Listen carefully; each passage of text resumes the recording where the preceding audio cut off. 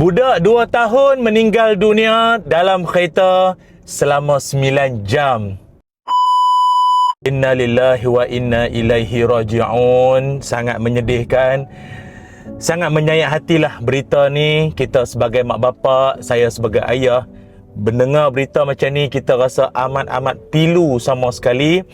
Dan ini bukan kes yang pertama, sudah banyak ada kes-kes yang sebelum ini.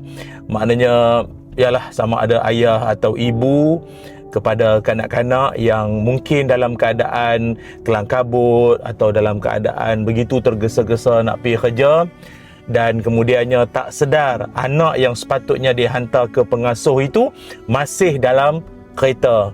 Masih dalam kereta dalam keadaan tingkap tertutup, enjin pun tak hidup, dan tempoh begitu panjang, 8 ke 9 jam dalam kereta sehingga meninggal dunia. Mungkin suami isteri perlu ada komunikasi antara satu sama lain, atau mungkin pasangan ni dah buat tapi hari-hari dah buat, hari yang nak jadi tu mungkin akibat terlalu tergesa-gesa ke kelang kabut, fikir macam-macam, mungkin terlepas pandang. Isteri yang tolong hantarkan anak ke pengasuh, suami tanyakan, make sure tanya sekali lagi, confirm dah hantar. Ataupun kalau suami yang hantarkan, isteri tolong tanyakan. Ataupun tiap kali sebelum sampai atau sampai ke tempat kerja, kita cek sekali lagi, tengok belakang tempat duduk anak kita yang biasa tu, tengok clear, kemudian barulah kita ke tempat kerja.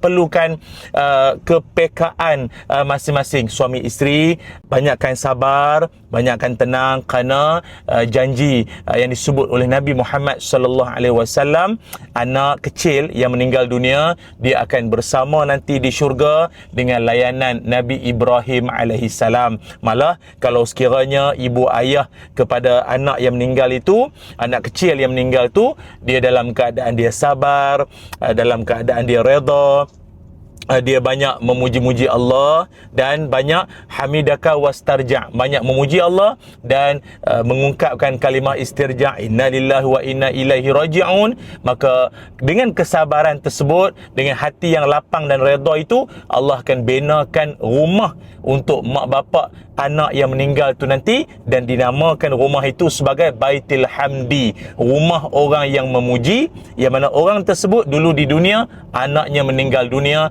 dan dia boleh bersabar.